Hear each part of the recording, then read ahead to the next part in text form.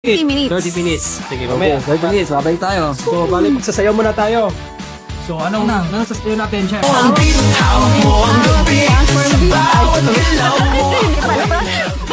Git naman, git parang...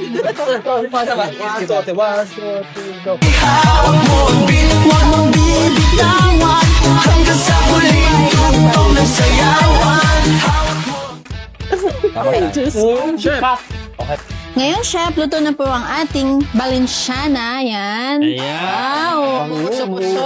Excited. So, ngayon ho, maglalagay na po tayo ng cheese. Yan, toppings and cheese. Yes. Si Chef talaga, gabi, very creative, no?